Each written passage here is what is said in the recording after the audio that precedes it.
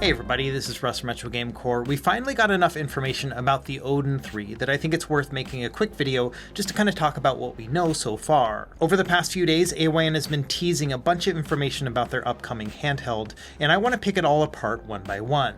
And in this video, I also want to talk about, just the Odin 2 line of devices, the original, the mini, as well as the portal, and how they're all going to stack up with the Odin 3, at least as far as we know. And I've got a lot to say about this stuff. I mean, the Odin 2 was my favorite handheld of 2023. It was the most played handheld I had of 2024. And so strap in, grab your favorite snack and drink. Let's go ahead and get started.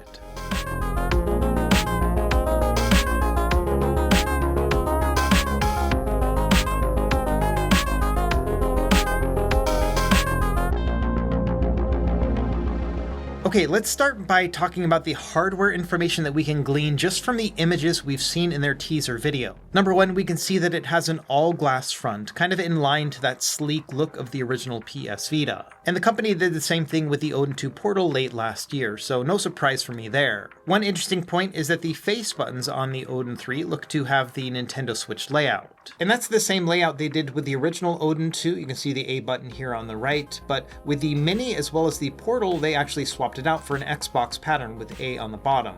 Over the years, this has mattered to me less and less, but I can totally understand why it might throw some people off. So this will be excellent when you're playing, Nintendo Switch or Super Nintendo, but when you're playing an Android-based game or something that uses an Xbox-style input, it can be a little bit weird. Another thing that looks different is that the analog sticks are larger. Now, in one of their images, they actually call them full-sized, but I kind of think that's a mistranslation because when I think of full-sized, I think of full-sized like on an Xbox controller or a PlayStation controller, and these don't seem to be big enough for that. Instead, it just kind of looks like the larger stick caps that they made available starting with the Odin 2 Portal. And so these just pop right out and you can put them back on. And I really love these sticks and the fact that we can change them out.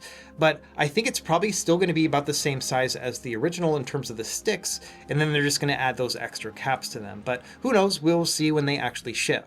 Another thing I noticed from the video is that we've got some pretty sizable ergonomic bumps, which I think is a good thing. It's one of my favorite things about the original Odin 2. We had some pretty thick bumps here on the back, which allowed me to just have a really nice grip on it. So this is still ergonomically probably my favorite of all the devices from AYN when it comes to just playing it without an additional grip. So I do think that the ergonomic experience is going to be similar as to what it was on the original Odin 2, and I love that. Another thing we can see from the images is that they are using a more textured plastic on the back, which I think is good. I've always felt like the original Odin 2 was a bit too smooth. Instead, the new one looks more along the lines of the Retroid Pocket 5, which had a grittier texture on the plastic, but then also this grippy texture along the grips. And so I'm hoping for something very similar to that because this does feel very good. Now, both AYN and Retroid say they are completely different companies, but you can see just based on their design language and the components they use, as well as their software suite, that there is some shared interest between them. So I'm not really sure how it all falls out. I think they may have a larger parent company that they both fall under, but either way, I think that some of the updates that we see in the Retroid line of devices will often carry over into the AYN ones too. So when I see a texture change that happens in a Retroid device, then also is teased on an AYN one, I think it all kind of lines up. We also know the weight of the Odin 3, it's going to be 390 grams, so they've shaved off nearly 30 grams to make this new one. In terms of battery size, it's going to be 8,000 milliamp hours, which is exactly the same as the original Odin 2 as well as the Odin 2 Portal. So I think that's a really good size when it comes to overall long battery life. To give you an idea, the original Odin 2 gave me somewhere between 6 and 8 hours of battery life when playing GameCube and PS2 games. So I'm expecting something very similar with the Odin 3.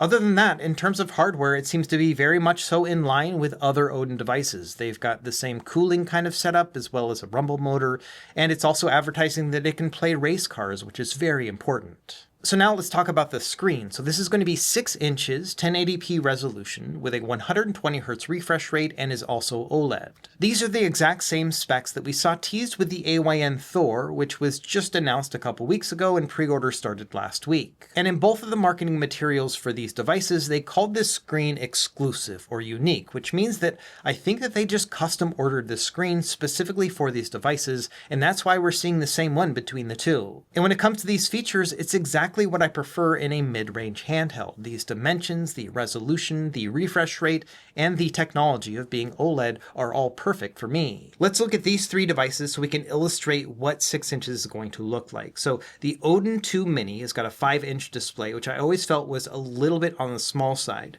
The Retroid Pocket 5 is 5.5 inches. That's exactly the same size as a Switch Lite. And then finally, the original Odin 2 was also a 6-inch display. I think that both 5.5 inches and 6 inches in display size is excellent when it comes to playing on a mid-sized handheld. And it's going to be a welcome change over the original Odin 2 because, as we found over the years, the Odin 2 screen is probably the weak point of this entire device. There are two major issues that people have found with this display. The first is that it has some pretty bad input latency compared to its peers. And so just running emulators on this will often have longer input delay than other devices that are similar to it. And a lot of people have figured out that it probably has to do with the panel itself. And so not only are we likely to get a better panel in terms of just overall reaction time, but it's also going to be 120 Hertz, which reduces input delay even more. When you combine that with the fact that it'll be OLED instead of this one's LCD, I do think it is going to be a pretty big upgrade.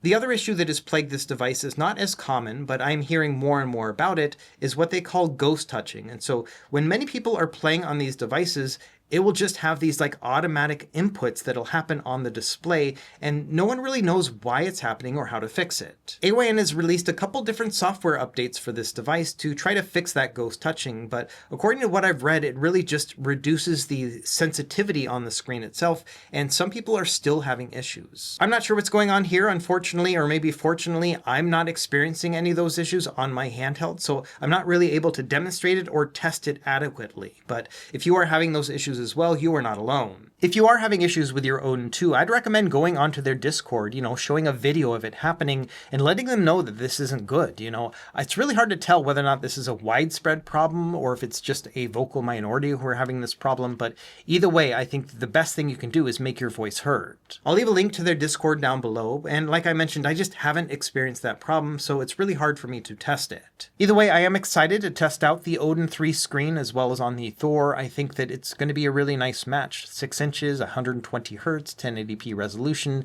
and also AMOLED. And so overall, when it comes to the hardware and the display, I am looking forward to the Odin 3 kind of filling out this middle niche where it's not going to be a mini device like the Odin 2 Mini, and it's not going to be massive like the 7-inch screen on the Odin 2 Portal. It's going to be just right.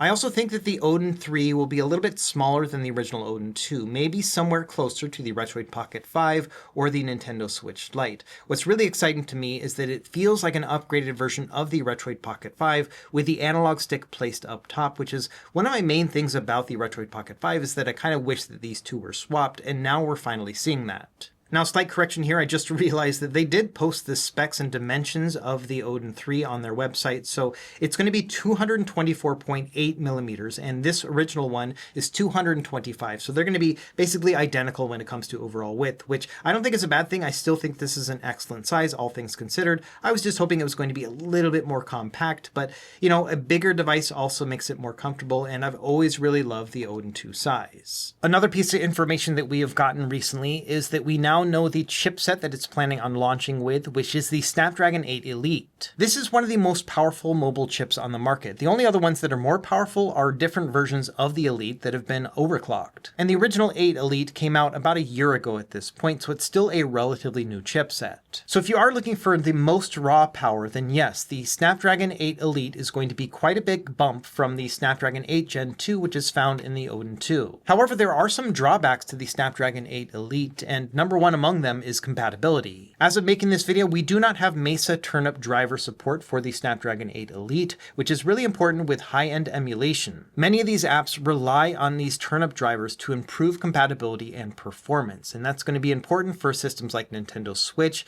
PlayStation Vita, and so on. A few months back, I did a video about this phone, which is the Red Magic 10S Pro, and this one does have a Snapdragon 8 Elite inside of it, or at least a version of this chipset. And one of the biggest things I found is that it has a lot of nice raw power, but the emulation compatibility is really kind of a lot worse than the Snapdragon 8 Gen 2 devices like the Odin 2 when it comes to actual gameplay. Now, just to be thorough, I sat down this morning and updated all of my apps and then retested everything that I had done a few months ago to see how the situation had changed changed, at least as of today. And despite not having any sort of third-party turn-up drivers, the emulation performance on some of these apps is improving. For example, in the Eden emulator for Nintendo Switch, I am able to load up some custom Adreno drivers, which you can get directly from this app. Now, these are pulled from GameHub, but that's where you can pull them, and they are going to be basically first-party drivers that work with this particular GPU. They're not Mesa turn-up like third-party drivers, so they don't have that same sort of compatibility, but they are better than just using what's stock in this device. And over the few months since the last time I tested it, I saw that many games that were not playable previously now work just fine. For example, Mario Kart 8 Deluxe was a glitchy mess previously, but now it works okay, and I didn't really see any issues, and I can play this in docked mode, which is going to be 1080p, and it's running at a pretty stable 60 frames per second. Same thing with Bowser's Fury. I remember this one having a bunch of issues, but now it works perfectly fine. It's not going to solve every issue. Link's Awakening still has a bunch of lighting as well as texture problems, and same thing with Hades. This one will glitch all the time as you're playing it. The lighting is still definitely better than it was previously, but I still wouldn't find this to be very playable. And so long story short, when it comes to Nintendo Switch emulation, I still think that the Snapdragon 8 Gen 2 found in the Odin 2 line of devices is an overall better experience. Yes, we've got more power with the Snapdragon 8 Elite, which will give you smoother gameplay, but when you can't even play Super Mario Odyssey, what is the point? Another thing to consider is that a lot of those high-end emulator apps, things like Wii U and PS3, these are going to take advantage of the Snapdragon 8 Elite's performance power the most, but they're also the earliest in development apps that we have. And so it kind of feels like a cart coming before the horse, where yes, we've got enough power to be able to play Wii U and PS3, but the emulators themselves still need time to mature. As it stands, this does have enough power to be able to play Breath of the Wild at about 25 to 30 frames per second, which I find to be perfectly playable, but you also have to consider that there's going to be a lot of graphical glitches just natively inherent to this app right now. And same thing with PS3 emulation, the RPCSX app is doing better and better with every update, but there are going to be still a majority of games that just will not launch or play properly. It is awesome to get a game that works well, like Ratchet & Clank Quest for Booty, but it's also not that fun when the games you really want to play don't launch at all. I would say the most exciting feature of having this updated performance power with the Snapdragon 8 Elite is going to be the ability to play Windows games on Android. We've got a bunch of different programs that allow us to do this, one called WinLater, another one called Game Native, and then this one that I'm demonstrating right here, which is called GameHub. And these all work in a similar way. They are Windows containers that allow you to launch Windows and then launch your games. WinLater will basically launch directly into a Windows desktop and you load everything from there. And then GameHub and Game Native basically function as a Steam tool client. And compatibility with these Windows games is kind of hit and miss. It all really depends on those drivers, which again, we don't really have access to.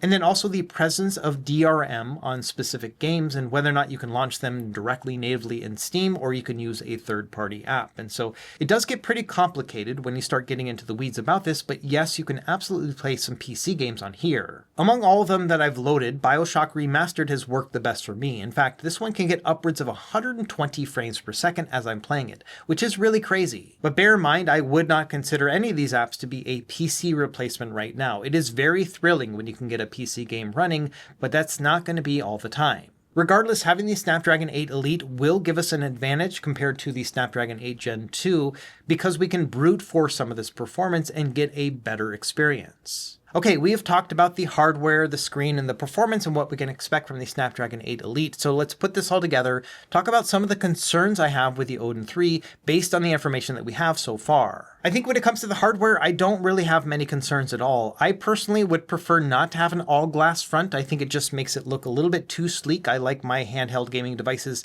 to kind of look a little bit more like toys, but that's just a personal preference. The only concern I can think of when it comes to the hardware is the face buttons, because I am a little bit worried that they're going to be somewhat clacky in their overall sound. If we look at their latest release, the Odin 2 Portal, this one has some pretty loud and clacky buttons compared to some of their previous options, including the Odin 2 Mini and the original Odin 2. I found that these buttons are so loud that I tend to use this device less than I would like just because I'm not a huge fan of just how clacky they are. So if we're able to get something that's a little bit softer and quieter like on the original Odin 2, then I will be overjoyed. I think that's one thing that I hope they carry over to the Odin 3. Another thing we don't know yet is the price point, and the Snapdragon 8 Elite is an expensive chip. The cheapest I've been able to find it is for around $550 on a tablet from Red Magic. When it comes to getting this on a phone, it's usually more expensive, around $700+, and that's probably because of all the additional antennas and whatnot that are used for like LTE connectivity. And so I am a little bit concerned about seeing some price creep in the Odin line of devices. I mean, the Odin 2 was around $300 when it first debuted, and now it's around $280 starting price, which is pretty darn good for this chipset. And, given the fact that the cheapest we've seen with the Snapdragon 8 Elite is around $550, I would guess that even though AON is very good at undercutting other people when it comes to their pricing, it's probably going to start at around $400. Now, I don't have any insider information or whatever, but that's just what I'm guessing based on that chipset. What I would love to see is a version of the Odin 3 that also comes with the Snapdragon 8 Gen 2 like we have in the Odin 2, because to be honest, for everything that I personally want to play, this chipset is still plenty powerful. And so my hope is that we're going to see two different SKUs with the Odin 3 like we did with the Thor, which had, a cheaper one and then a more expensive one. I personally think that using the 8 Gen 2, which they've been using for a long time now, on the Odin 3 would be a really good move. Again, I'm guessing here, but I'd love to see like a $300 8 Gen 2 and then a $400 Snapdragon Elite that gives people the ability to buy what they want. Personally, I would rather just have the 8 Gen 2 because this chipset is still plenty powerful for everything that I want to do with it, but I'd love to have that upgraded screen. And then finally, my other concern is if they only do the Snapdragon 8 Elite, they're kind of painting themselves into a corner because of compatibility. There comes a point with some of these high-end handhelds where the power just isn't as important as being able to actually play your games. I think it would be a real shame if somebody tried to upgrade from an Odin 2 to an Odin 3 and get that Snapdragon 8 Elite, and then they find out that a lot of the emulated games they wanted to play, say for example on Nintendo Switch, don't play as well as they did on the Odin 2 just because of the lack of turn-up drivers right now. I think the main advantage of having a Snapdragon 8 Elite like on this phone is the ability to play Windows games compared to the Snapdragon 8 Gen 2. But that also gets hard to justify because the price point of the Elite is so high, it's to the point where it competes with a handheld PC. Now, I totally get it that an Android-based device is going to work better when it comes to cooling and heat and everything else compared to an x86 handheld, but you're talking about an app situation that will allow you to play, dozens and dozens of PC games with a lot of finagling and work to get it to work, compared to like a Steam Deck, which will play thousands and thousands of games with a starting price of $400. So putting this all together, it feels like the Odin 3 is going to be this beautiful mishmash between the Retroid Pocket 5 and its aesthetics and the OLED screen, but then also the Odin 2 with its analog-centric controls and that 6-inch display. So I am very much so looking forward to kind of the Frankenstein device between these two. I'm also hoping that they do provide two different chipset options, the Snapdragon 8 Elite for those who want to be on the cutting edge of performance, but then also the Snapdragon 8 Gen 2, which I think would be an excellent blend altogether between aesthetics and price as well as performance. As far as whether or not it'll be worth upgrading from something like the Odin 2 to the Odin 3, I'm not really sure about that. Once you get into the higher end spec, it becomes less and less of a large upgrade. The Snapdragon 8 Gen 2 that's in this Odin 2 still does a very good job playing everything that I want to play, and it's one of the reasons why I'm so excited about the AYN Thor, which uses the same chipset but in a new form factor with dual screens. And for me, this is a more exciting possibility. The idea of using multitasking or playing true DS and 3DS style games, all of that sounds really interesting to me. I'm still excited to test the Odin 3, and it may end up being my favorite handheld of the year just because, the comfort and the ergonomics and that display, they might all hit just perfectly for me. But it also kind of feels like just a fresh coat of paint on the original Odin 2. So if you've already got one of these bad boys, it may not be worth upgrading to. So let me know what you think in the comments down below. Do you already have one of these high-end Android devices, and are you looking forward to the Odin 3? As always, thank you for watching. Be sure to like and subscribe if you found this helpful, and we will see you next time. Happy gaming.